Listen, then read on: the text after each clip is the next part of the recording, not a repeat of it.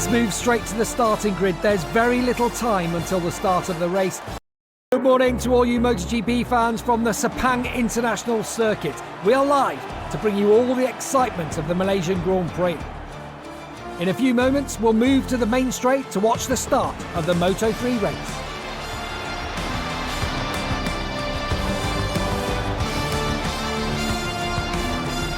Let's move straight to the starting grid. There's very little time until the start of the race. You can literally feel the tension. The weather conditions are ideal for racing, but riders have complained of a lack of grip over the weekend. To overcome this problem, many of them have chosen to mount a hard tyre in the rear.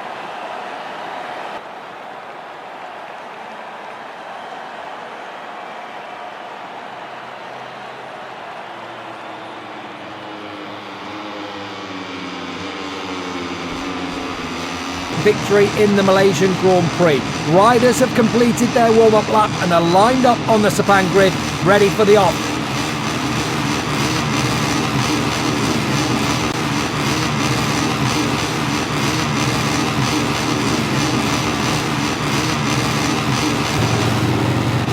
Green flag waving at the back, then we're all set to go here then in our first Malaysian Grand Prix in 3 years, and we are underway in Moto3. Superb launch in the middle of that front row by the world champion Ethan Guevara, absolutely flying down towards the long drag to the first corner. There was contact there further back. I don't know if that was Yamanaka maybe, I'm not sure who was involved, but Foggia in second, Garcia third, but a lightning start from Guevara. Yamanaka, I think, is on the outside there. He just got eased wide by Ivan Tola. Some contact there through turn one, of course, contact on the run down to turn one. One or two of those grid slots, particularly under the grandstand here on the left-hand side of the racetrack, were probably still on some damp racetrack. That might have affected Foggia off the line. Now they're already through the first sector. Guevara had an advantage of nearly 4/10 per second. That's been swallowed up as his teammate Sergio Garcia does make it a gas 1-2 on the first half of this Malaysian Grand Prix. That's what they want in the championship. Come the final reckoning in Valencia in 2 weeks' time. Now can Guevara immediately find a way through, or Garcia rather, on his team. And here comes the rocket though. That's a late lunge from Foggia into turn 9, and he has made it through. Pick a line, any line. They're going 3-4 abreast through there. Stefano Nepa is the next rider along in 5th position as the Aspar teammates go side by side. Nepa now at the inside of Suzuki to take 4th. He's got plenty of confidence on this first lap of the Grand Prix. Not so for Yumi Sasaki though. He's down 4 places. He's outside the top 10 now.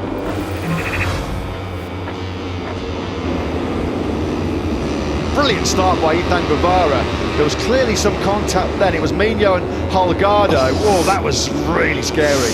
Look how close Mino went to the inside wall there. He clearly had to back out of it as there was contact with one of our Rookie of the Year contenders. We're looking back now then towards the 96 and 16. Holgado squeezed in between his teammate Masia and Mino. Full elbow to elbow, scary as they went through the gears on that long run to the first corner. So as the moment goes, it's Sergio Garcia who leads it, of course. He's in pole position for the runner-up spot in the championship. His nearest challenger, Foggia, is next along in second. Then it's Masia and Munoz, Diogo Moreira. That's a scary incident there. Horrible, scary incident. Nepa, where he had the big scare at the end of the first lap into turn number 15, and he's asked too much of that Dunlop rear tyre on the power out of turn 9. Big high side. Nepa, then there'll be no third consecutive top 6 finish for him. We're on board with Sergio Garcia looking at the sister Red Bull IR KTM of Jaume Masia. Moreira there showing a front wheel. This is one of the many hard braking zones where you can really... Tricky conditions here, not a lot of grip around. It would have been washed away overnight by the heavy rain, and that's a massive blow for Munoz's hopes of being crowned Rookie of the Year. Thankfully, he's quickly on his feet, but there's another rider. Suzuki's gone down as well. So turn 9 has caught out. That's on the entry to turn 9, isn't it, for Suzuki? So turn 9 has taken out some of the big hitters, the big players in this Malaysian Grand Prix back into podium contention. We're looking back there. There's a Yuma Sasaki, again makes another move in these fast corners. The Husqvarna is just handling superbly at the moment around this Sepang circuit.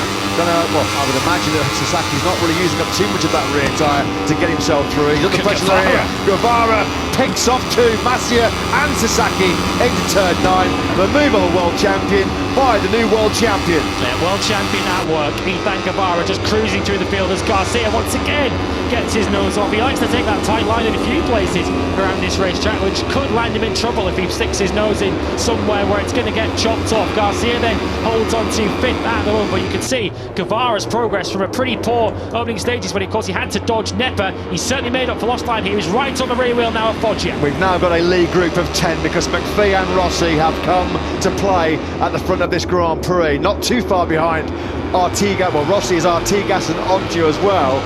They may well get themselves back into contention as well. We're still over half of this Malaysian Grand Prix to run. Garcia on the inside of both Sasaki and Masia into turn number 15. Superb late braking manoeuvre there by the man trying to hold on to second place in the World Championship. There are your top 10 riders then coming over the line now, with Onju and Artigas trying to get themselves back into contention. Foggia leads. Can Guevara pick up some slipstream on the gas machine? No, he can't. Sasaki will hold third place into turn 1. Oh, almost contact there between Holgado and Garcia. The two gas riders don't lack any confidence on the brakes, but Garcia was on the outside there, couldn't turn in into turn 1 and very nearly got hit from behind by Danny Holgado as this leading group telescopes together. As Matt said, it's a leading group of 10. They're back in the 2:14 still, so it won't be too long at this pace before Onju and Artigas are on them. Yeah, Ricardo Rossi's the quickest man of the league group, as Guevara then does hit the front.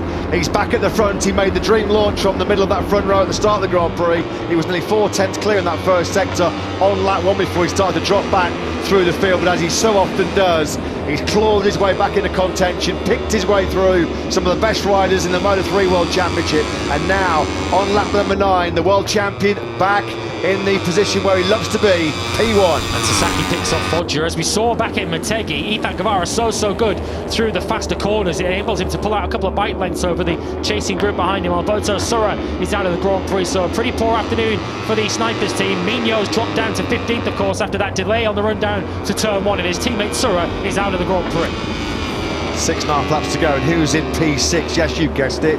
Diogo Moreira once again on the MTA Helmets machine. Now then, can Garcia use his brilliance on the braking into the final corner to take Foggia? No, he can't, but Foggia loses the lead. Brilliantly done there by Guevara on the brakes of that gas Aspar machine. So Guevara will be back at the front as we complete lap number 11. There'll be 6 to go here in this penultimate Grand Prix of the season.